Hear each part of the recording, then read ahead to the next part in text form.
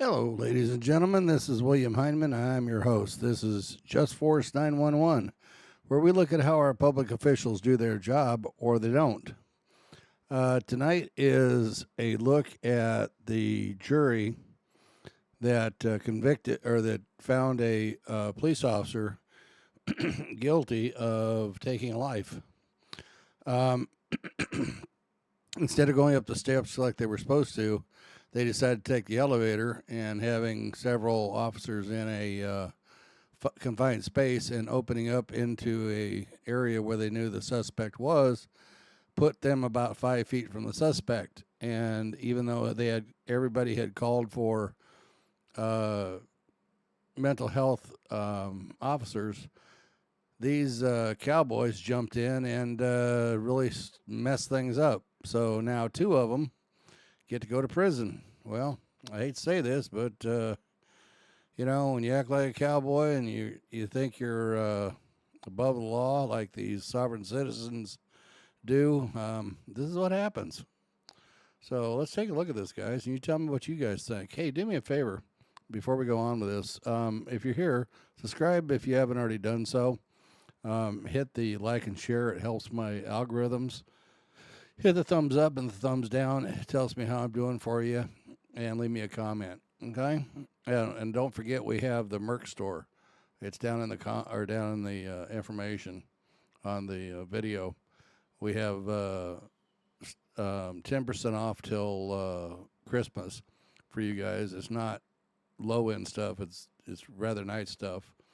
I know if I have to spend my money, I sure don't want to spend it on something that's gonna fall apart in a week or the first time I wash it. So my girl actually bought one of the insulated mugs, and she was shocked when she got it. The quality of it was rather nice. Anyhow, let's get on with this. See how we go with it. Tonight, a KV Defenders exclusive inside the jury deliberations that led to the first ever conviction of a law enforcement officer in Travis County for a deadly shooting on duty. The majority of police are not bad, and I'm not saying that Officer Taylor was bad. I think that there was poor judgment, but it took a life. 1 week ago today, the jury found Officer Christopher Taylor guilty on a deadly conduct charge in the death of Maurice De Silva, a mentally ill man with a knife. One of those jurors sat down with KVUE senior reporter Tony Ploheski. Let's just put it this way.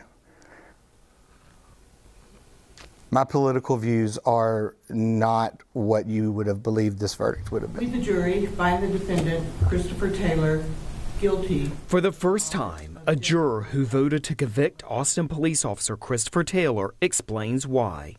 But he starts by dispelling any notion that the 12-member jury was anti-police.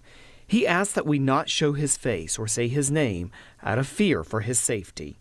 I'm not protesting I've never believed in protesting the police. I have always supported the police. I never supported defund the police. I vote Republican. I am, and several other members of that jury as well. This jury was in no means ready to see what we saw.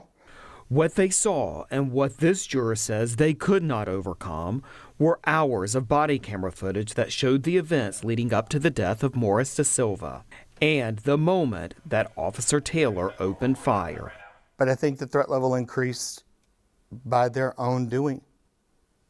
On that day in 2019, Austin police officers were called to the Spring condominiums after De Silva, a researcher and scientist, was seen walking around the property with a knife. The juror says in analyzing the facts of that day, they placed an emphasis on dispatch records that did not indicate De Silva was an immediate threat to the public. Everybody had requested a mental health officer for Dr. De Silva. He says the jury believed that Taylor and other officers made missteps after arriving at the scene. Among the most objectionable, he says, taking an elevator, not stairs, to a communal floor where they believed De Silva was. By putting themselves in those confined quarters and putting themselves right in front of Dr. De Silva, where they knew he would be. And how do you arrive at the level of threat is imminent enough that you believe that Dr. Da Silva was attempting to commit murder. Well, one thing, guys, is, and I'm sorry to break in here, but one thing is that these cops think they're sovereign citizens because they have qualified immunity. They can hide behind that big blue shield and their thin blue line, gang members, and they think they can do whatever they want to, whenever they want to whomever they want to do it to. And there's nothing that we as a public can do. Well, now they're learning that there is something we can do, is we can actually take them to court. We can find them guilty, and we can start holding them accountable, which is what we're trying to do. These are public servants. That means they serve the public. They're not Rambo. They're not Walker, Texas Ranger. You know, they're just sovereign citizens, and they think that because they wear a badge and a gun, they can do whatever they want, and they're finding out now they can't. Thank goodness. During the trial, Taylor's defense attorneys argue that the officers faced an immediate threat from Da Silva because of the knife and the less than 5 feet distance between Da Silva and the officers. We didn't understand why they didn't even give the taser a chance to work. During 3.5 days of deliberations, jurors watched and rewatched hours of video, going through a chart indicating the level of risk Da Silva posed. But the juror says there was little risk of a deadlock. After hours of watching that and dissecting it and going frame by frame, even more so than they did in the courtroom, we all came to the conclusion that there was just nothing reasonable about it. So this was never close.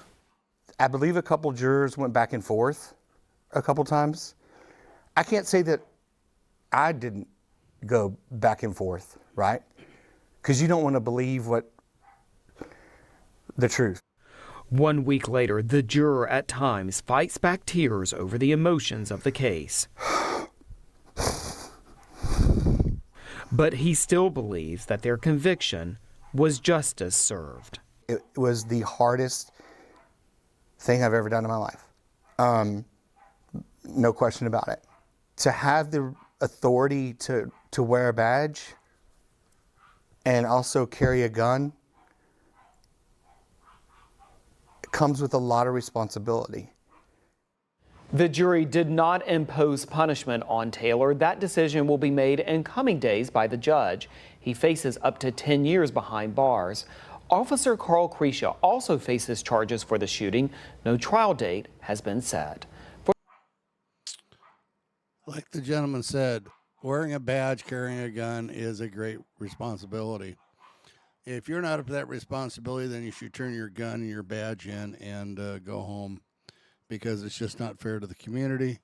It's not fair to those who are doing a good job or to anyone else. So, you know, unfortunately, it is what it is. We knew this was coming, and it's just a matter of slowly, one after another, and the police officers will start acting like they're supposed to and quit acting like thugs. They're not sovereign citizens. They're just citizens like you and I in the great United States of America. That's why we have a Constitution. That's why they swear an oath to it. Guys, have a good evening, and we'll talk to you on the next one. Thank you.